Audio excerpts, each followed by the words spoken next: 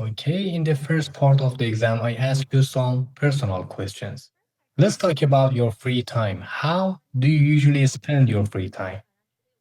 I would say that it depends because at this moment I have a lot of stuff going on. I work and I go to school, so my free time is very limited. But I will say that I try to spend my free time with my family and catching up with like movies or any TV show that I have in pause at the time. And do you prefer spending free time alone or with friends? I will say that alone, especially because of the work that I do. I work with children. So sometimes my social battery is really low. So I rather spend time alone. But I do spend time with my friends on the weekends. But throughout the week, I try to spend it alone or with my family, with my sister. And has your way of spending free time changed over the years? Yes, definitely. I remember when I was in my teen years. Well, now I'm still young, but when I was younger, when I was in high school, I used to spend a lot of time with my friends. But now that I'm getting older, life, adulthood, responsibilities, I definitely spend less time with my friends than before. So it has definitely shifted from the past. Okay, now let's talk about shopping. How Okay. often do you go shopping? Oh, well, I can say that I am a shopaholic in recovery because before I used to spend a lot of money and I used to go shopping a lot throughout the pandemic. I started going online and doing shopping online, Amazon, and they'll give you pretty good discounts because everything was closed. So I pretty much maybe I go shopping once a week, I'll say, but I'm trying to work on that. And do you prefer shopping online or in stores? Uh, ever since COVID, I have shifted the way in which I have shopped. Before, I used to go to the mall a lot. Now I shop online. If there's something that I don't like or doesn't fit, then I'll just return it. So I think I prefer doing it online. And is shopping an enjoyable activity for you or just a necessity right now? Right now, I'll say that it's a driven activity. I wouldn't say that it's maybe a necessity for like really, like personal care. But when it comes to other stuff, I will say that it's more like driven. Like if I like it and I can buy it, then I'll get it. But yeah, I'm working on it. It's a habit that I'm definitely want to work. It's not good for my finances. I see. So now let's talk about traveling. Do you like traveling? I do. I really enjoy traveling. Yes. And what's the most interesting place you have ever visited? Hmm. Well, that's a good question.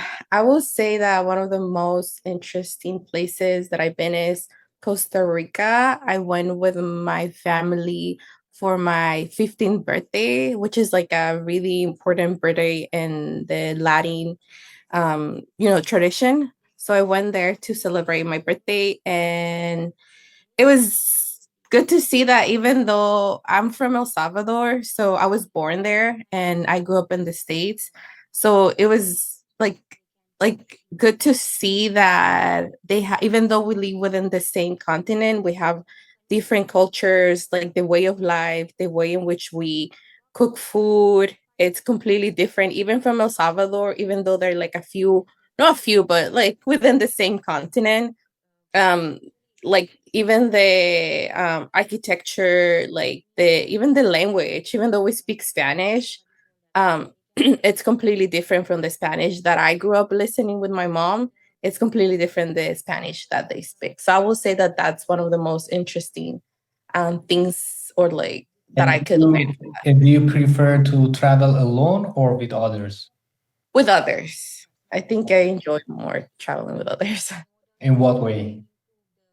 Just because I feel like when you're going alone and then you're already like exploring a new place. And then if you're going with family and with friends, that you feel more safe, more confident. Plus, it gets cheaper because everybody can chip in and like food, accommodations, because traveling is really expensive when it comes to like hotels and like tickets for like doing things. Sometimes they have packages. When you travel with more people rather than traveling alone, you can like do maybe like a little package and then everybody can chip in and like it's for to me at least in my experience, it gets a little cheaper when you do it with more people. Okay, now this is the end of the first part. Now we move on to the second part. I'm going to give you a topic and I'd like you to talk about it for up to 2 minutes. Before you talk, you have 1 minute to think about what you're going to say and you can make notes if you wish. Do you understand? Yes. I want you to describe a time when you had to make a difficult decision. Your 1 minute of preparation starts now.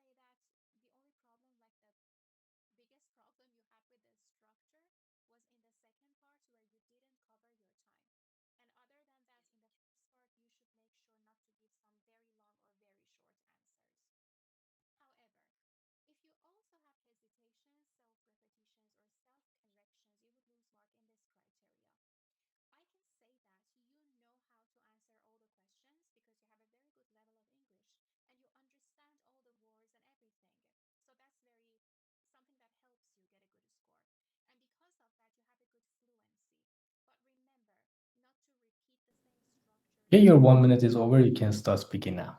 Yeah. So I will say that a time when I had to make a difficult decision was when I was trying to decide the major that I wanted to study. I'm currently in nursing school, but that was not always the case for me. I remember when I finished my high school, I was really torn between two majors. I wanted to become a doctor, but I also wanted to be a nurse. So I was torn in between those two options.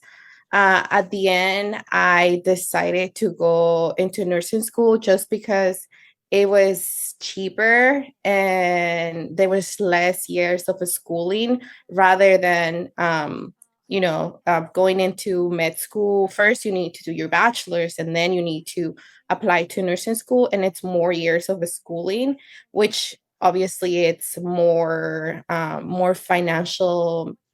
You need to have more money and more financial requirements rather than going into nursing school. It's a career that I'm always going to be able to work really up close with people and children. At the same time, I can go to school and also work a part-time job.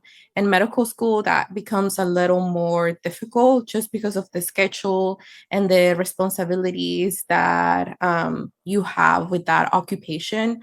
And also, I decided to go into nursing school because I did an internship. Well, before I decided what I wanted to do, I did an internship at a birth center, which basically is like a labor and delivery unit. And when I was there, I realized that it's really hard to be a doctor. Like, you're always on call, you don't have a work balance, you're always in the hospital. So after I did that, I realized that I Thank you felt so I much. would have Your two okay. minutes is over. Now we move on to the third and final part of the test.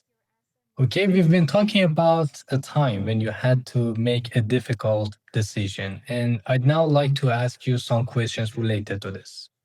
Why is it sometimes hard for people to make decisions?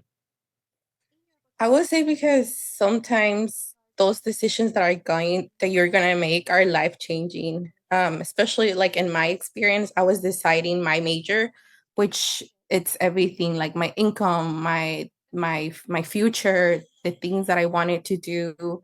If like I think that's why people sometimes struggle with making decisions because they're life changing.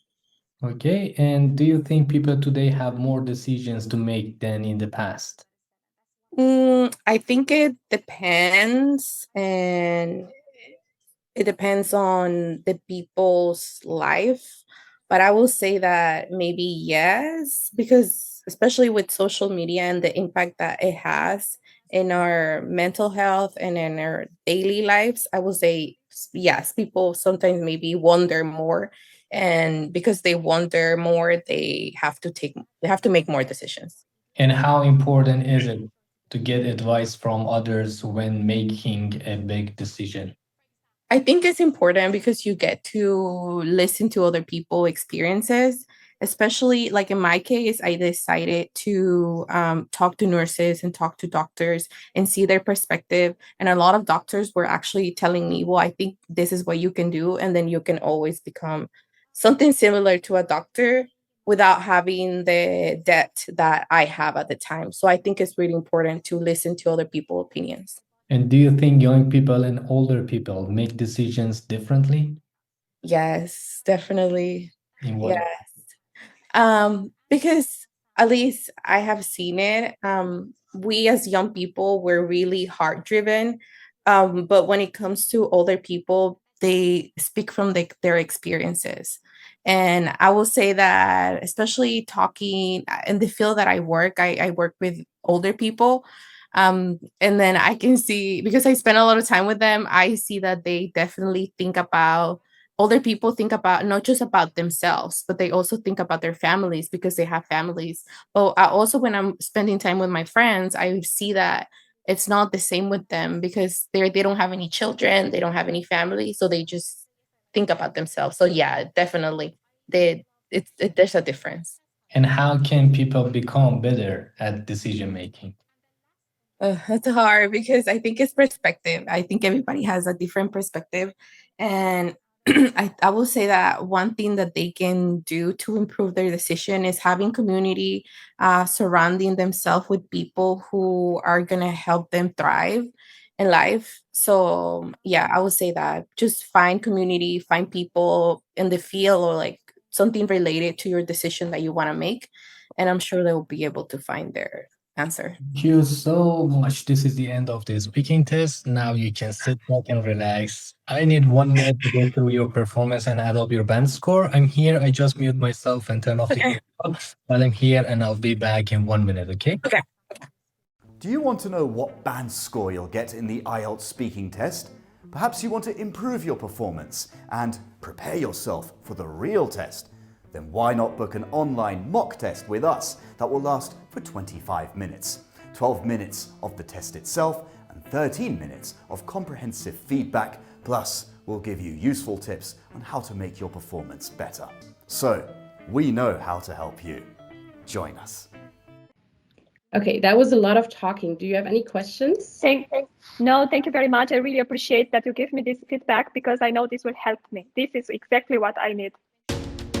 Although my job is hard, I enjoy doing it. Because you have already practiced for this part. The last time I'm going to on the exam day, you should make sure, okay, this is the last time I'm going to talk about IELTS Academy for our generation. Find out movie and talk about what the movie for and film. So we were talking about cinema or film.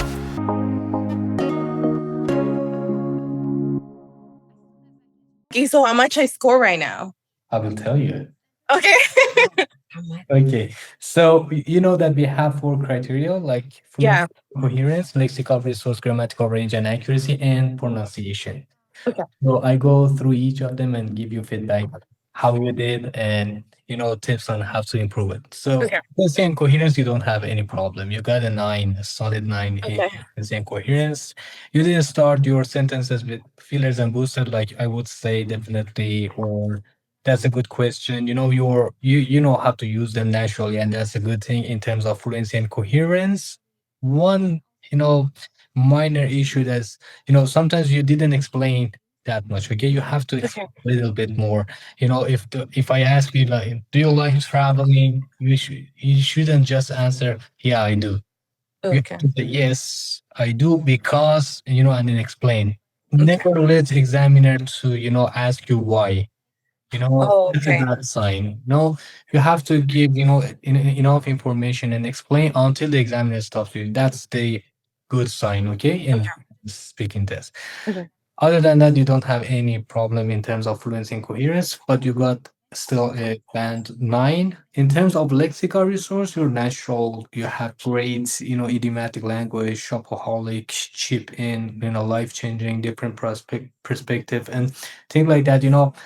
You're natural speakers. In terms of pronunciation, you don't have any problem. Your pronunciation is a solid band 9. You have all the features of native speakers, so you don't have much problem with pronunciation, and you have a great pronunciation actually. So yeah, that's the accent and everything. That accent doesn't matter. What matters is Yeah. pronunciation, obviously, but you have a great accent as well.